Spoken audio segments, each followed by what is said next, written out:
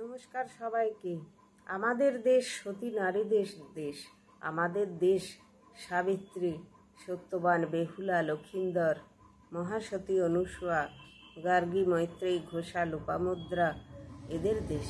সুতরাং আজ অনেকের অনুরোধে আজ আপনাদের শোনাবো সাবিত্রী সত্যবানের কাহিনী। অবশ্যই ভালো লাগবে, মন দিয়ে শুনবেন।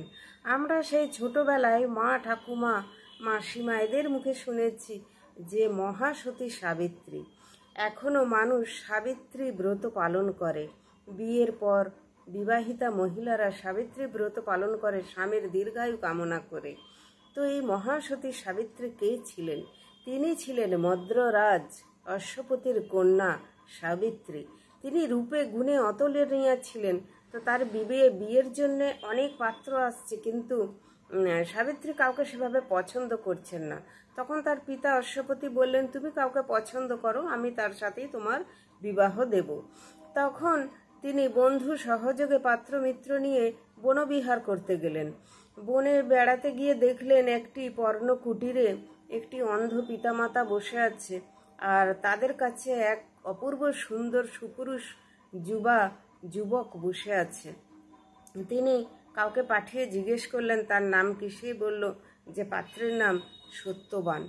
তো দেখলেন যে তারা খুবই গরিব, তবুও তার দেখে তাকেই মনে হলো যে ইনি তার জন্মান্তরের স্বামী।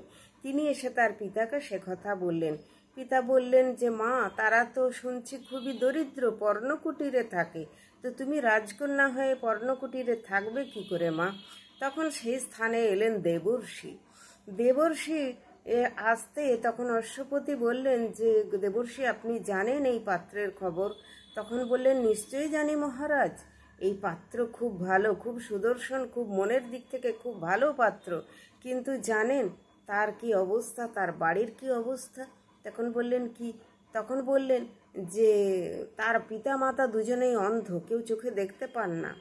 আর এই যে পাত্র সত্যবান, এর কিন্তু আয়ু বেশি দিন নেই, এ কিছুদিন পরেই মারা যাবে। তখন পিতা অশ্বপতি তার কন্যাকে সাবিত্রীকে বললেন, মা, তুমি এই পাত্রকে ত্যাগ করো, আমি এর সাথে তোমার কিছুতেই বিবাহ দিতে পারবো না, কেননা এর গড় আয়ু আর মাত্র 1 বছর বাঁচবে। আমি কি করে আমার কন্যাকে বিধবা দেখব? তাই শুনে সাবিত্রী বললেন, আমি একেই স্বামী বলে মেনে থাকি পিতা, তো আমি আর অন্য কাউকে স্বামী বলে মানতে পারবই না। কি করবেন? তখন পিতা বাধ্য হয়ে সত্যবানের সাথে বিবাহ দিলেন। সাবিত্রী চলে গেল তার শ্বশুর বাড়িতে, সেই পর্ণকুটিরে। সেখানে তার স্বামীর সঙ্গে খুব সুখে থাকে, খুব আনন্দে থাকে, অন্ধ শ্বশুর শাশুড়ির সেবা যত্ন করে, কিন্তু মনে মনে একটা ভয়েই কাটান যে তার স্বামী আর মাত্র 1 বছর বাঁচবেন। খুব কষ্টে থাকেন। তো একদিন, যেদিন শেষ দিন, সেদিনে তার 2 দিন আগে কিন্তু সাবিত্রী ব্রত পালন করছিলেন তার স্বামীর দীর্ঘায়ু কামনা করে। তো লাস্টের দিন, 4র্থ দিন, তার স্বামী বনে তো রোজই কাঠ কাটতে যান। তো সেদিনেও বললেন, আমি বনে কাঠ কাটতে যাব সাবিত্রী, আমায় তুমি জায়গাটা দাও, আমি নিয়ে বেরোবো। তখন সাবিত্রী কিছুতেই ছাড়লেন না, বললেন, স্বামী, আজ আমি আপনার সঙ্গে যাব। কি বলেন সত্যবান? তিনি বললেন, তাই চলো। তো তিনি ওখানে গিয়ে কাঠ কাটছেন, আর এদিকে সাবিত্রী খুব ভয়ে আছেন, জানেন তিনি যে আজ তার স্বামীর শেষ দিন। একটু পরে সত্যবান বললেন যে আমার মাথার ভীষণ যন্ত্রণা হচ্ছে সাবিত্রী, আমি তোমার কোলে একটু মাথা দিয়ে শোবো। সেই যে সাবিত্রীর কোলে মাথা দিয়ে শুলেন, ব্যাস সেই সময় শেষ হওয়া, তিনি মারা গেলেন। সেটা যখন বুঝতে পারলেন সাবিত্রী, তিনি স্বামীকে আঁকড়ে ধরে কাঁদতে লাগলেন। একটু পরেই দেখলেন যে একজন লাল পোশাক পরে আর মোষের পিঠের চড়ে এসেছেন। যেহেতু তিনি ব্রত করতেন, তিনি খুব সতী, তাই তিনি সব কিছুই দেখতে পেতেন। তিনি যমরাজকেও দেখতে পেলেন। বললেন, প্রভু, আপনি কেন এসেছেন? তখন বললেন, তোমার স্বামীর দিন শেষ হয়েছে, আমি ওকে নিতে এসেছি। তখন বললেন, আমি আমার স্বামীকে কিছুতেই ছাড়বো না। বললেন, না, তুমি এটা করতে পারো না। তো সাবিত্রী যমরাজের পিছু নিলেন, অনেক দূর যাচ্ছেন, কিছুতেই ছাড়ছেন না।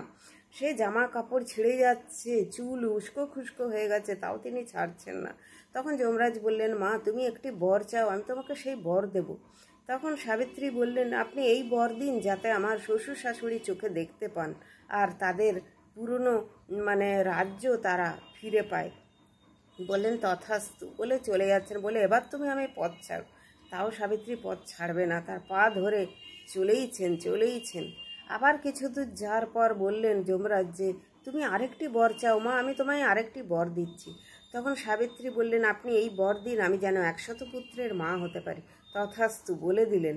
তখন সাবিত্রী পিছন ছাড়ছেন না, তখন বলছেন এ কি, আমি তোমায় বর দিলাম, তুমি এবার আমার পিছন ছাড়ো। তখন বললেন কি করে ছাড়বো প্রভু, আপনি তো আমায় শতপুত্রের জননী হওয়ার আশীর্বাদ দিলেন, তো আমার স্বামী না থাকলে আমি কি করে শতপুত্রের জননী হব? খুব ভালো কথা, খুব ভালো প্রশ্ন। তখন খুব ধন্দে পড়ে গেলেন যমরাজ যে তিনিই তো এই আশীর্বাদ করেছেন, এই আশীর্বাদ আর ফেরানো যাবে না মহাসতী, মেয়েদের তো একবারই বিবাহ হয়।